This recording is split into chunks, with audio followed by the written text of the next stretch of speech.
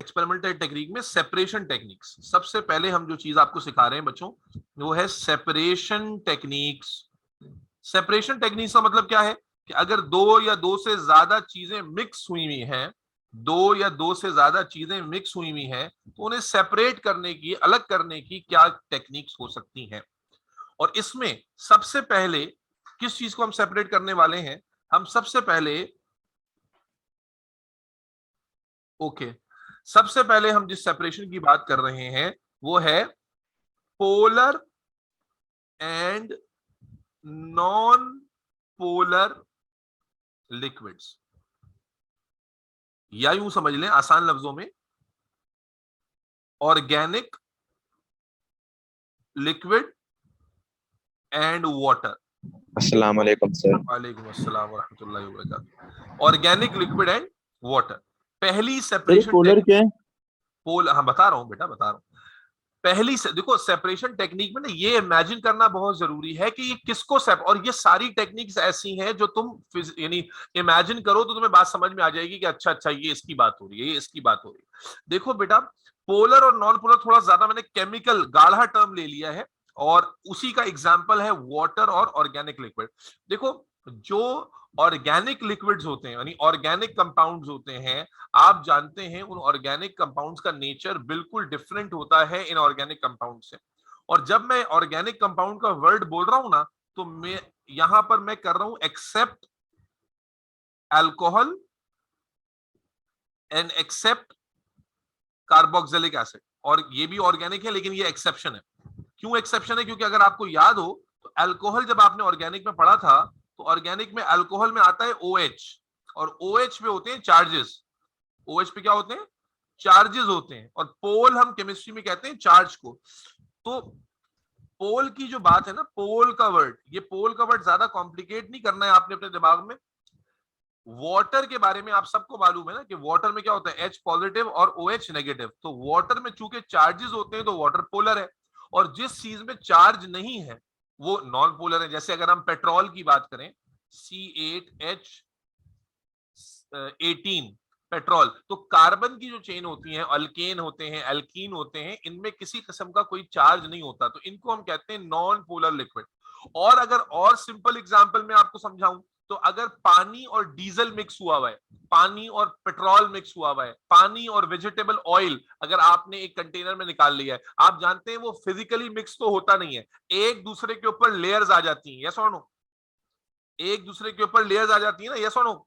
ये ऐसे दो लिक्विड्स हैं चूंकि इनका नेचर बिल्कुल डिफरेंट है। पानी पोलर है और जो पेट्रोल है, जो डीजल है, जो वेजिटेबल ऑयल है, जो केरोसिन ऑयल है, ये क्या है? नॉन पोलर है। या आसान लफ्जों में दोनों डिफरेंट नेचर के लिक्विड्स हैं और दोनों आपस में मिक्स, बोलो बेटा, आपस में मिक्स होते हैं या नहीं होते? नहीं होंगे। नहीं होते। दोनों आपस में मिक्स, बोलते जाओ भाई, नहीं होते। तो जब आपस में मिक्स नहीं होते बेटा, ऐसे दो लिक्विड्स को अलग करना सबसे पहले हम सीख रहे हैं।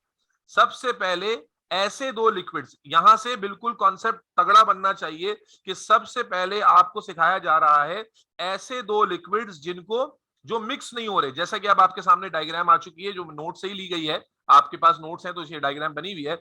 ये प्रोसेस कहलाता है डीकैंटिंग। डीकैंटिंग, डिकैंट करना। अगर आपके पास डीजल और पेट्रोल, सॉरी, डीजल और पानी, या पेट्रोल और पानी, या ऑयल और पानी मिक्स हुए में, तो आप ये इस बात पे अग्री करेंगे कि दोनों मिक्स नहीं होंगे। यस और नो?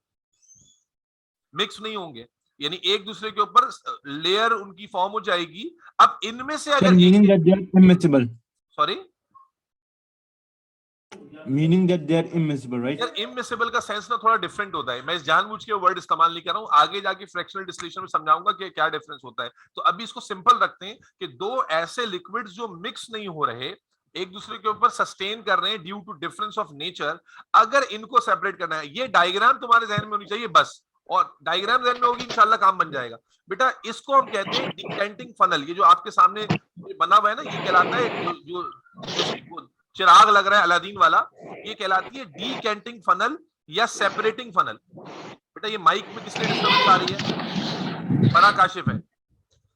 तो ये कहलाता है बेटा डीकैंटिंग फनल या सेपरेटिंग फनल। आप देख सकते हैं कि आपके पास जो मिक्सचर होगा, आपने उसे डिकेंटिंग फनल में डाला। अब आप फनल में डालने के बाद उसे ऊपर से कॉर्क, अच्छा इसके सारे पार्ट्स का पता होना चाहिए, क्योंकि आपके पास डायग्राम बनी भी आ जाती है और बार दफा पार्ट्स लेबल करने होते हैं। तो ये आपने लगाया इसके ऊपर कॉर्क, इसको कहते हैं रिंग कॉर्क। क्या कहते हैं इसको? Ring cork. ऊपर से आपने इसको बंद कर दिया ताकि लीक ना हो, और नीचे इसके पास जो लगा हुआ है वो होता है स्टॉप कॉर्क। स्टॉप कॉर्क का मतलब क्या होता है? ये नलके की तरह खुलता है, चाबी की तरह खुलता है, आहिस्ता आहिस्ता करके उसमें से ड्रॉप बाय ड्रॉप। अब क्या हुआ, जैसे कि डायग्राम आपको दिखा रही है, क्या दिखा रही है डायग्राम? कि आपने उसमें लिक्विड डाल दिया था, दोनों मिक्स नहीं हुए थे। जो हैवियर डेंसिटी वाला लिक्विड था वो बॉटम पे आ गया, और जो लाइटर डेंसिटी वाला लिक्विड था वो टॉप पर है। तो आपने क्या किया? सिंपल स्टॉप कॉर्क को ग्रेजुअली आपने ओपन करना है, आहिस्ता आहिस्ता आहिस्ता, क्योंकि ग्लास फनल है आपको नजर आ रहा है, तो आहिस्ता आहिस्ता आहिस्ता जो नीचे वाला लिक्विड है वो आपने एक अलग, यहां आपने कोई बीकर लगा दिया, उस बीकर के अंदर आपने उसको कलेक्ट कर लिया। चूंकि ये ड्रॉप बाय ड्रॉप गिर रहा है तो ये चांसेस कम ही, बहुत मिनिमल होते हैं कि ऑयल भी इसके साथ मिक्स हो जाए या जो कैरोसिन है वो मिक्स होकर आ जाए। तो आप ड्रॉप बाय ड्रॉप करके पहले वाटर निकाल लेंगे, उसके बाद कॉर्क को फौरन बंद कर देंगे, ये कंटेनर हटा लेंगे, फिर दूसरा कंटेनर इसके नीचे लगाएंगे और उसमें ऑयल निकाल लेंगे। तो इस प्रोसेस को डीकैंटिंग कहते हैं। ये प्रोसेस बहुत ज्यादा एमसीक्यू में पूछा जाता है, और क्योंकि आमतौर से बच्चे इस चैप्टर में फिल्ट्रेशन से रट्टा लगाते हैं और ये वाला प्रोसेस उन्होंने नहीं सुना हुआ होता, तो बहुत कम बच्चे इसमें सही ऑप्शन पर जा सकते हैं। इस यानी जो आपसे कहेगा कि ये, या बहुत सारे बच्चे तो वो डिस्टिलेशन पे लिख देते हैं, डिस्टिलेशन आंसर लिख देते हैं कि भाई दो लिक्विड्स मिक्स हुए में तो डिस्टिलेशन आंसर होगा। नहीं, तो आपको सबसे पहले ये समझना पड़ेगा कि पहला प्रोसेस जो आपको सर पढ़ा रहे हैं वो है डीकैंटिंग। और डीकैंटिंग कब इस्तेमाल होगी? आप चाहें तो एग्जांपल से याद रखें कि पेट्रोल और पानी जब मिक्स हुए में हैं, या डीजल और पानी मिक्स हुए में है, या वेजिटेबल ऑयल और पानी मिक्स हुए में है, केमिकली एक पोलर लिक्विड है, water is polar compound, and जो बाकी ऑर्गेनिक लिक्विड्स हैं वो नॉन पोलर हैं, और due to difference of nature ये एक दूसरे में मिक्स नहीं होते बल्कि एक दूसरे पर फ्लोट करते हैं, और उनको निकालने के लिए आप फिल्ट्रेशन नहीं करते, सेपरेटिंग फनल लेते हैं या डीकैंटिंग फनल लेते हैं, और उसको ऊपर रिंग कॉर्क से बंद करके नीचे से स्टॉप कॉर्क को ग्रेजुअली आप जो है ओपन करते हैं, और जो बॉटम पे लिक्विड होता है पहले उसे ड्रेन करते हैं, उसके बाद फिर दूसरे कैन में दूसरे लिक्विड को ड्रेन कर लेते हैं। Am I absolutely clear? Yes sir. जी सर। ठीक है, ये डीकैंटिंग थोड़ा सा बच्चे नॉन फेमिलियर होते हैं इससे, इस वजह से ये फंसा सकता है आपको एमसीक्यू के अंदर। उम्मीद है कि आप अब वो वाली कौम नहीं होंगे जो इसमें आंसर में वो लिख देंगे डिस्टिलेशन। मैंने पिछले साल जब मॉक कंडक्ट किया था उसमें भी ये सवाल दिया था, मुझे अच्छे से याद है, और बहुत सारे बच्चों, एक दो के अलावा सब ने आंसर डिस्टिलेशन लिखा था।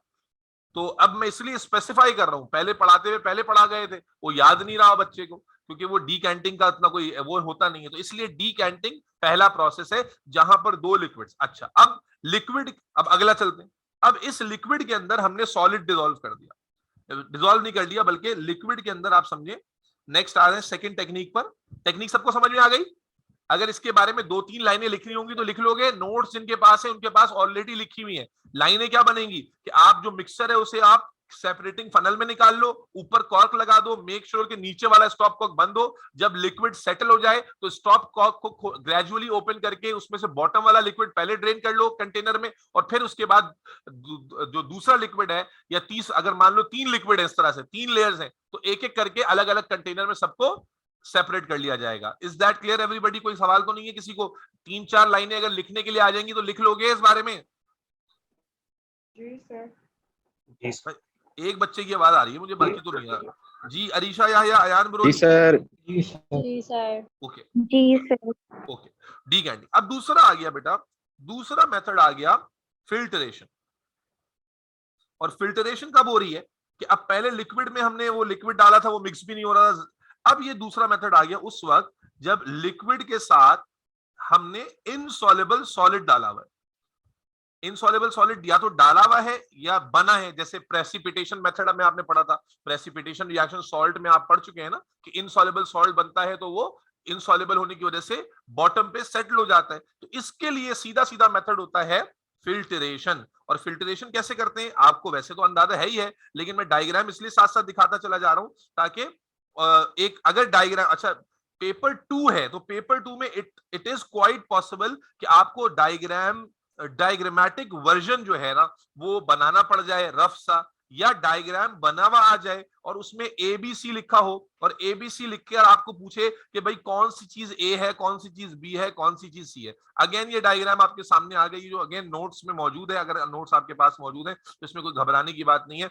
यहां पर आप देखें कि हमारे पास सोल्यूशन किसका था, सॉलिड एंड लिक्विड का। और कौन सा सॉलिड लिक्विड है, वाटर एंड सैंड। तो मैंने बताया लिक्विड यहां पर उसमें जो सॉलिड है वो कैसा होना चाहिए, इनसॉल्युबल होना चाहिए। ये कॉमन सेंस से भी आपको पता है कि अगर पानी में मट्टी है, पानी में कोई भी इनसॉल्युबल सॉलिड है, जैसे चाय आप बनाते हो तो चाय में से पत्ती कैसे छानते हो, तो यूज सिंपल फिल्टर, और उस फिल्टर में से चाय जब आप गुजारते हो तो जो टी होती है वो उसके ऊपर स्टे कर जाती है और जो लिक्विड होता है वो पास ऑन कर जाता है। तो फिल्ट्रेशन कब इस्तेमाल होती थी बेटा, ये आपने सॉल्ट प्रिपरेशन में भी पढ़ा हुआ है कि जब इनसॉल्युबल सॉलिड को निकालना हो। किसको निकालना हो, इनसॉल्युबल सॉलिड और लिक्विड को अलग करना हो। इनसॉल्युबल सॉलिड को अलग करने के लिए, इनसॉल्युबल सॉल्युबल नहीं, इनसॉल्युबल सॉलिड को अलग करने के लिए आप क्या करते हैं बेटा, इसके स्टेप्स क्या हैं, आप एक बीकर ले लेते हैं, आप एक फिल्टर फनल ले लेते हैं और उसके ऊपर फिल्टर पेपर लगा देते हैं। उसके बाद मिक्सचर को पोर करते हैं तो जो इनसॉल्युबल सॉलिड होता है वो फिल्टर पेपर पे रुक जाता है, जबकि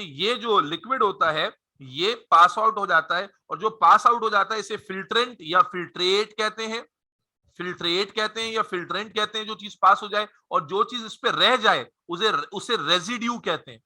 तो आपसे इस तरह भी पूछ सकता है कि भाई पानी के अंदर मट्टी थी या पानी के अंदर कोई इनसॉल्युबल, वो कहता है सिल्वर क्लोराइड। अब आप जानते हो कि सिल्वर का जो क्लोराइड होता है आगा पप्पू वाला, वो इनसॉल्युबल होता है। वो कहता है सिल्वर क्लोराइड जब हम सेपरेट करेंगे तो वो हमें एज अ डैश मिलेगा। तो एज अ डैश में क्या आएगा, फिल्ट्रेट नहीं आएगा, एज अ रेजिड्यू मिलेगा।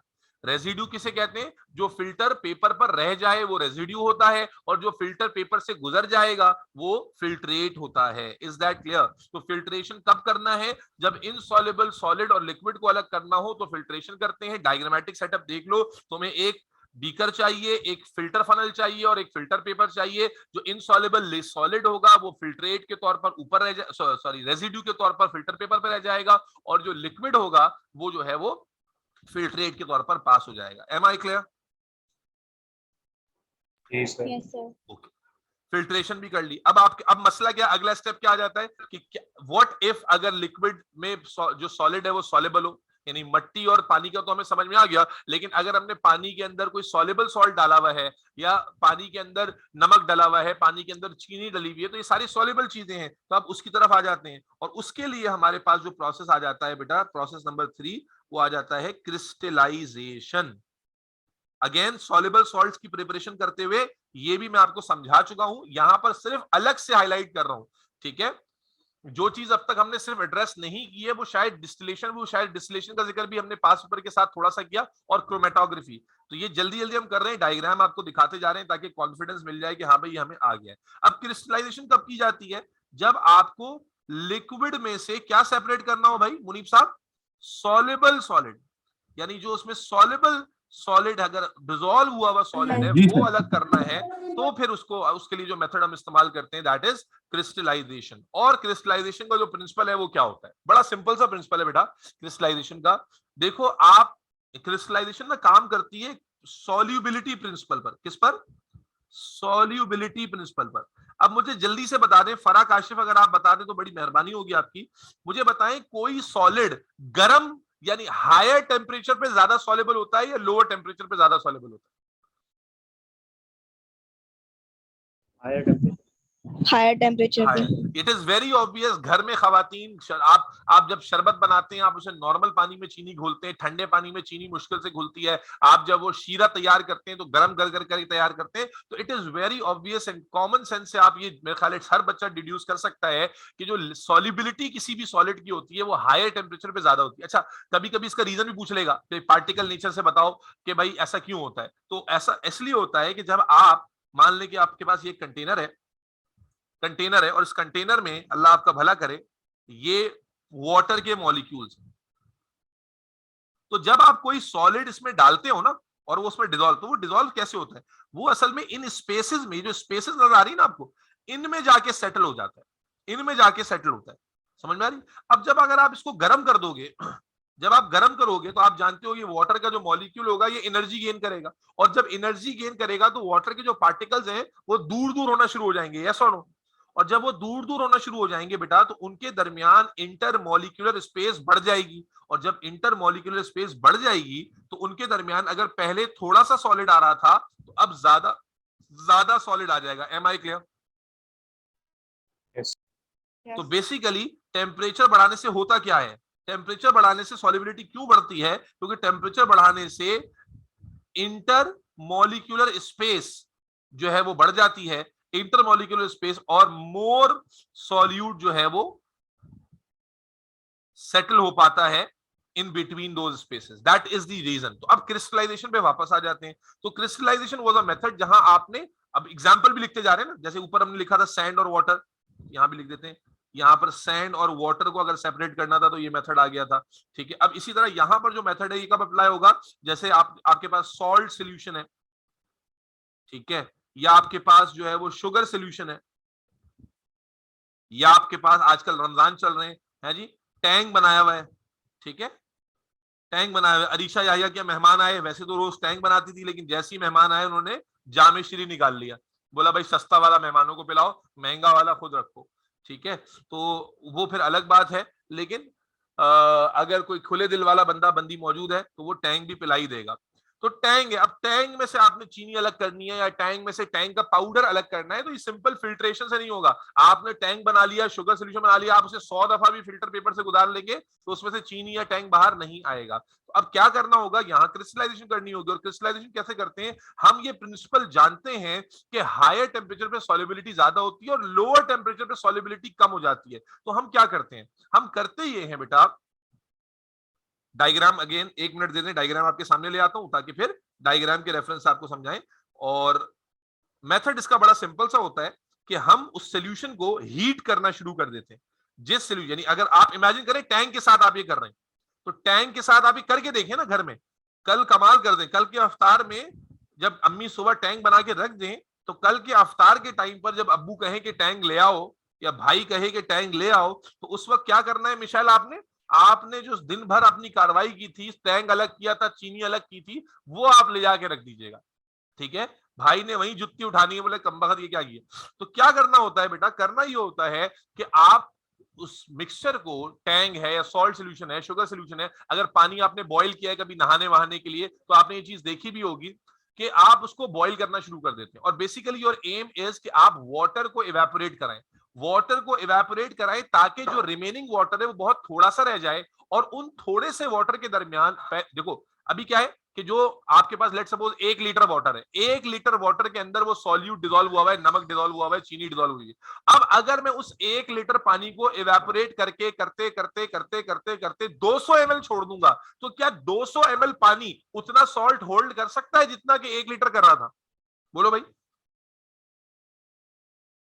बोलो भाई, क्या अगर 1 लीटर पानी में मान लो कि 10 स्पून ऑफ सॉल्ट आ रहे थे, डिसॉल्व हुए हुए थे, है ना, 10 स्पून डिसॉल्व हुए हुए थे, तो अगर मैंने उसको इवेपोरेट कर करके सिर्फ 100 ml छोड़ दिया, तो अब क्या वो 10 स्पून के बराबर सॉल्ट को होल्ड कर सकेगा? डेफिनेटली नॉट, वो होल्ड नहीं कर सकेगा। और जब वो होल्ड नहीं कर सकेगा तो वो सॉल्ट सॉल्यूशन से बाहर आना शुरू हो जाएगा। तो क्या तरीका होता है बेटा, आप क्या करते हैं, और ये आप करके आपने मेरे ख्याल किया भी होगा घर में, जब आप पानी उबालेंगे, जो नॉर्मली टैप वाटर अगर खारा पानी आता है, तो ये प्रोसेस मेरे ख्याल आसानी से ऑब्जर्वेबल है कि आप उसे गर्म करते हैं, मैक्सिमम अमाउंट ऑफ पानी को आप इवेपोरेट कर देते हैं। अच्छा, वाई मैक्सिमम, सारा का सारा क्यों नहीं कर रहे? ये बहुत इंपॉर्टेंट सवाल है, ठीक है। देखो लैब के अंदर जब आप ये काम कर रहे होते हैं और आप कहें मैं सारा पानी इवेपोरेट कर दूं, देखो सारा पानी इवेपोरेट करने में एक रिस्क होता है, और वो रिस्क क्या होता है कि अगर सारा पानी इवेपोरेट कर दिया आपने,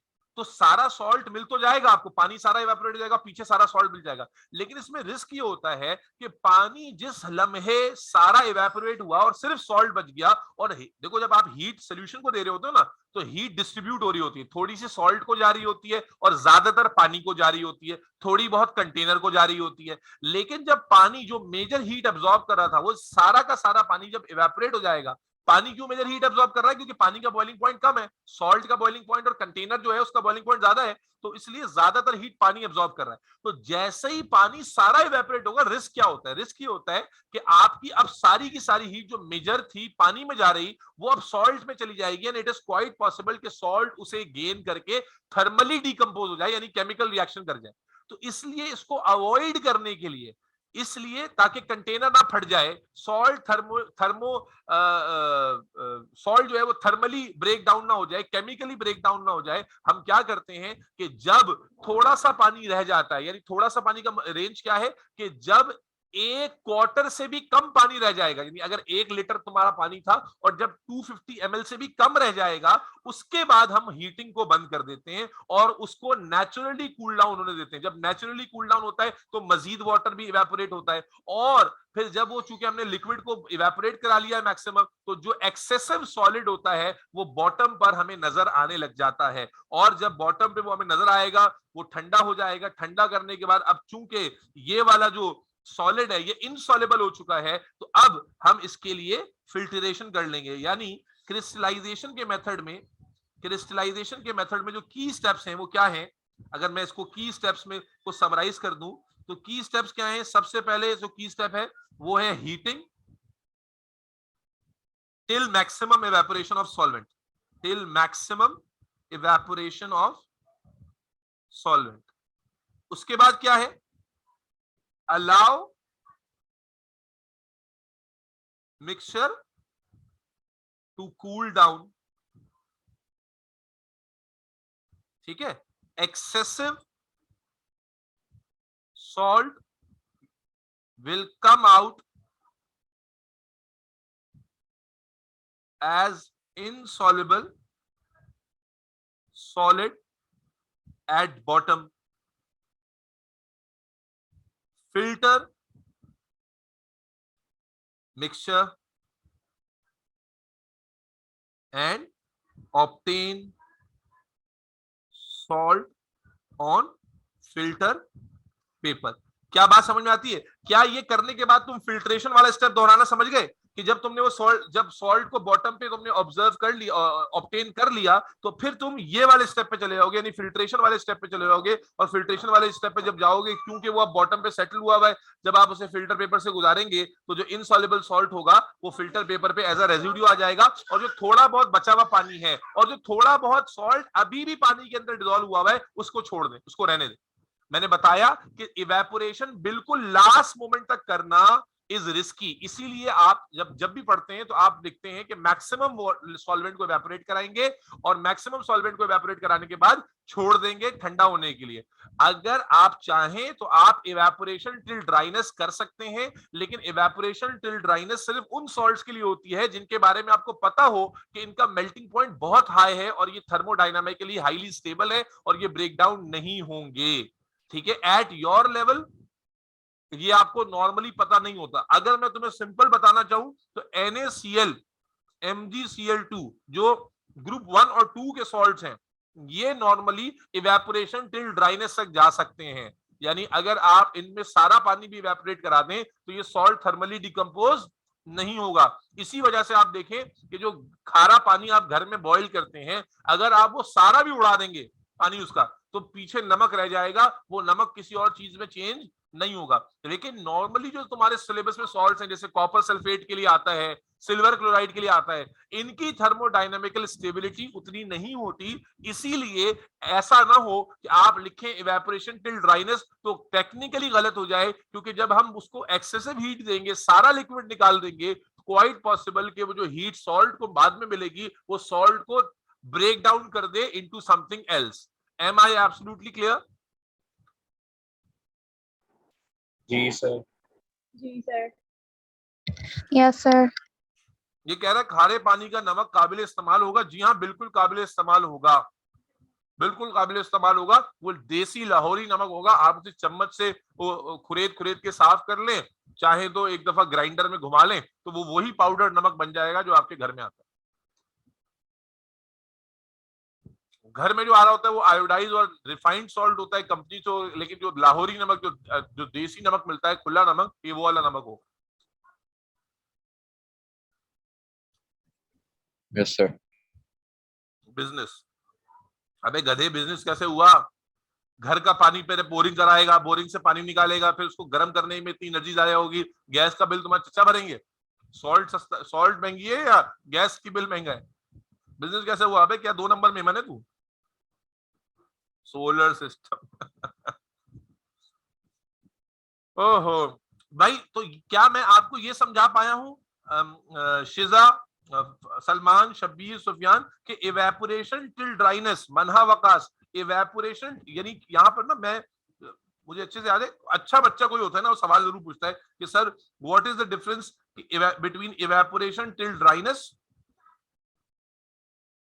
ये बहुत इंपॉर्टेंट पॉइंट है, इवेपोरेशन टिल ड्राइनेस और heating only till maximum solvent is evaporated. ये 2 बातें हैं, ठीक है। दोनों की मैंने आपको केमिकल लॉजिक बता दी कि मोस्ट ऑफ द केसेस में you go for this because you don't want to put take risk कि आपका सॉल्ट ब्रेक हो जाए या कंटेनर बस्ट हो जाए। क्योंकि देखो, जब तक आप अच्छे से जानते हो, जब तक देगची में पानी होता है, देगची को कुछ नहीं होता, पानी में हीट जा रही होती है, लेकिन जब देगची में पानी खत्म हो गया और चूल्हा जल रहा है, तो आपने देखा देगची कैसी काली हो जाती है, जलने लग जाती है, अगर मटेरियल उसका ठीक ना हो। तो इसलिए टू अवॉइड द रिस्क आप नॉर्मली इवेपोरेशन टिल ड्राइनेस तक नहीं जाते। लेकिन अगर आप NaCl, MgCl2 जो कि आयोनिक तगड़े सॉल्ट हैं, जिनका मेल्टिंग पॉइंट 800 डिग्री से भी ऊपर है, उनको अगर आप इवेपोरेशन टिल ड्राइनेस तक ले जाएंगे तो वो चले जाएंगे। लेकिन मोस्ट ऑफ द सॉल्ट के लिए आप यही मेथड इस्तेमाल करेंगे। जैसे सबसे ज्यादा सवाल कॉपर सल्फेट के लिए आया, तो कॉपर सल्फेट के लिए क्या तरीका होगा कि कॉपर सल्फेट जब आपने उसको मैक्सिमम लिक्विड को इवेपोरेट करा दिया, कॉपर सल्फेट के क्रिस्टल्स बॉटम पे मिल गए, जब बॉटम पे मिल गए तो आपने उसको फिल्टर कर लिया। याद रखिए, फिल्टर करके उसे ऑब्टेन किया, तब आपका आंसर खत्म होगा। Am I absolutely clear to everybody out there? Sir वो एक ओवन भी तो यूज हाँ, वो बता देता हूँ मैं, ओवन वाला क्या होता है वो उसके लिए। मैंने सॉल्ट प्रिपरेशन में ही बताया था इस चीज को कि होता ये है कि जब आप फिल्टर करके निकालेंगे ना क्रिस्टल्स को, तो जाहिर है कि पानी का कुछ जरा उसके ऊपर मौजूद रहेगा। तो हमने बताया था फिर उसे ड्राई करना होगा। तो ड्राई करने के लिए या तो आप फिल्टर पेपर्स लेते हैं और उसके दरमियान टैप करके ड्राई करते हैं, या फिर आप ओवन में उसे हीट करके ड्राई कर लेते हैं। वो होता है कि जब लिखा होता है ड्राई सॉल्ट ऑब्टेन करना है, तो जब आप फिल्टर कर लेंगे तो फिल्टर, जाहिर है आपके पास, आपको भी इतना कॉमन सेंस है कि जब आप फिल्टर करेंगे तो पानी जो साथ गुजर रहा है, तो वो जो सॉल्ट फिल्टर पेपर मिलेगा वो बिल्कुल ड्राई नहीं होगा। तो इसलिए जब जब हमने सॉल्ट प्रिपरेशन की है, तो वहां पर आखिरी पॉइंट यही लिखा है कि dry the crystals, dry the salt by tapping in between filter paper और by heating in an oven. ठीक है, चलो आगे चलते हैं भाई। सबको क्लियर है? आगे बढ़ रहा हूं मैं, तीसरे में चौथे मेथड की तरफ जा रहा हूं। ठीक है, क्रिस्टलाइजेशन में क्या निकाल लिया हमने सॉल्युबल, सॉलिड और लिक्विड को भी अलग कर लिया। अब आ जाते हैं, बहुत इंपॉर्टेंट बात, अब आ जाते हैं मेरे भाइयों दोस्तों,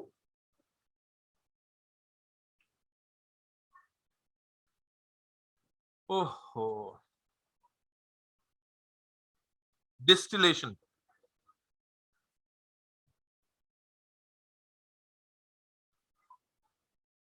मुझे एक बात बताइए, अभी तक जो मेथड अभी हमने पढ़ा, जैसे क्रिस्टलाइजेशन में हमारा टारगेट क्या था? हमारा टारगेट सॉलिड हासिल करना था या लिक्विड हासिल करना था? सॉलिड। सॉलिड हासिल करना। याद रखिए कि जब हमारा टारगेट लिक्विड ऑब्टेन करना है ना, जब हमें लिक्विड हासिल करना है, अब कहां से हासिल करना है भी बताता हूं। लिक्विड जब हमने हासिल करना है, जब हमें लिक्विड हासिल करना है मिक्सचर में से लिक्विड को सेपरेट करना है, तो वहां पर आ जाता है मेथड डिस्टिलेशन का। अब यहां पर 2 तरह की डिस्टिलेशन होती है जो आपने शायद सुन रखी है। एक होती है सिंपल डिस्टिलेशन, फ्रैक्शनल डिस्टिलेशन, और दूसरी होती है फ्रैक्शनल डिस्टिलेशन। और दोनों का प्रिंसिपल सेम ही होता है, बस फर्क यह है कि एक ज्यादा डिटेल्ड वर्किंग है और एक थोड़ी सिंपल है। एग्जाम्पल से याद रहेगा। अगेन, सिंपल डिस्टिलेशन के लिए मिसाल के तौर पर, अगेन हमारे पास नमक का सोल्यूशन है, नमक सॉल्ट सोल्यूशन है मेरे पास सॉल्ट सोल्यूशन है। ठीक है, अब बहुत ध्यान से सुनना, कान खोल लो। साहर दी नाशुक्री, सार खालिक कहाँ हो? जी सर। मिशेल है क्लास में? मिशेल कियानी है क्लास में क्या? जी सर मैं हूँ। अबे मिशेल, तुमने कब जेंडर चेंज करा लिया भाई? सॉरी मैं दिमाग घुमा। और इंशु है, इंशु इंशाल रसूल नजर नहीं आ रहा मुझे। इंशाल रसूल सर वो सो रहा है। हाँ कहाँ सो रहेगा। अबे अजीब आदमी है ये, वैसे मैसेजेस करता रहता है और जब कोई मेन स्ट्रीम क्लास आती है तो गायब हो जाता है। क्या ओए ताहा, तुमने जेनेटिक्स लेक्चर सुन लिया? सर आज रात स्टार्ट करने टेल। तुम तो कल ही कह रहे थे कल सुन लूंगा, तो फिर क्यों नहीं सुने? सर वो मैं सो गया। अच्छा चलो, सिंपल डिस्टिलेशन ऑफ अब गौर सुनना, ये सॉल्ट सोल्यूशन वाली बात ये एमसीक्यू में आ चुकी है। सॉल्ट सोल्यूशन था या शुगर सोल्यूशन था मुझे याद नहीं आ रहा, बहरहाल सोल्यूशन था और बहुत ही प्यारा सवाल था, क्योंकि ये सवाल आपके ग्रेड को चेंज करते हैं, क्योंकि एक अच्छा बच्चा इसमें स्मार्टली बिहेव करता है और एक खच्चर जो होता है वो खच्चर की तरह ही बिहेव करता है। लेकिन आप सॉल्ट सोल्यूशन में आपको अगर उसने ये कहा कि to obtain dry crystals of sodium chloride which method is appropriate, तो जाहिर है कि आपको अगर सोडियम क्लोराइड के ड्राई क्रिस्टल्स हासिल करने हैं तो सॉल्युबल सॉलिड है, तो सॉल्युबल सॉलिड के लिए आपको पता है the method is crystallisation. Yes और नो?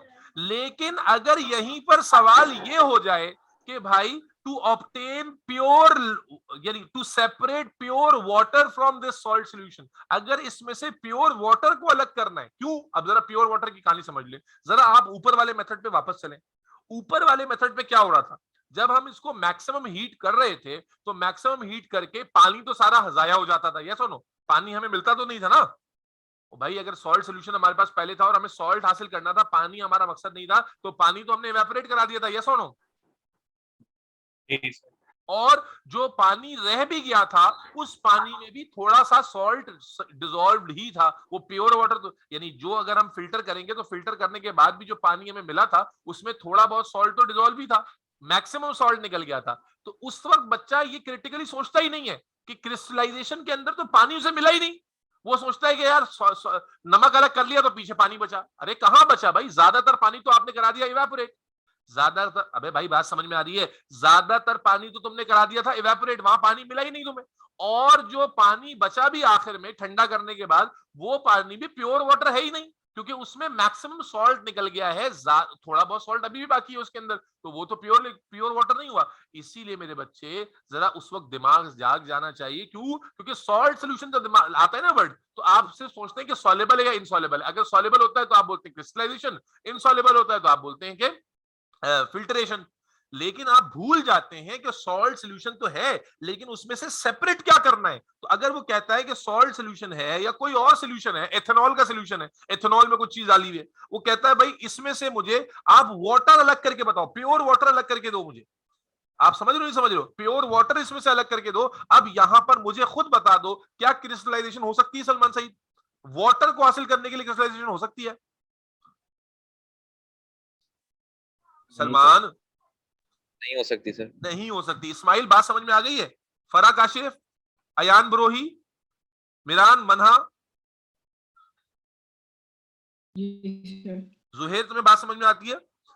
और कॉन्सेप्ट के साथ समझ में आनी चाहिए कि होता क्या है कि अगर आप थोड़ा सा गौर करें तो ये बात तो बड़ी ऑब्वियस है, ये बात मुश्किल है ही नहीं। लेकिन हो एग्जाम टेंशन में आप देखते हैं सॉल्ट सॉल्यूशन और सॉल्युबल सॉल्ट का वर्ड, बस आपके दिमाग में आ जाता है फिल्ट्रेशन। आप सोचते नहीं है कि ये हमें पता है कि फिल्ट्रेशन में तो यानी क्रिस्टलाइजेशन में तो हम लिक्विड को इवेपोरेट करा देते हैं, तो जब लिक्विड हासिल करना होगा, उसी सॉल्ट सॉल्यूशन का सॉल्ट हासिल करना था तो आपने क्रिस्टलाइजेशन की। अगर उसका लिक्विड हासिल करना होगा तो आप इसके लिए डिस्टिलेशन करेंगे। कैसे करेंगे? मीटिंग एंड होने वाली है, दोबारा रिज्यूम करते हैं और फिर आपको बताते हैं।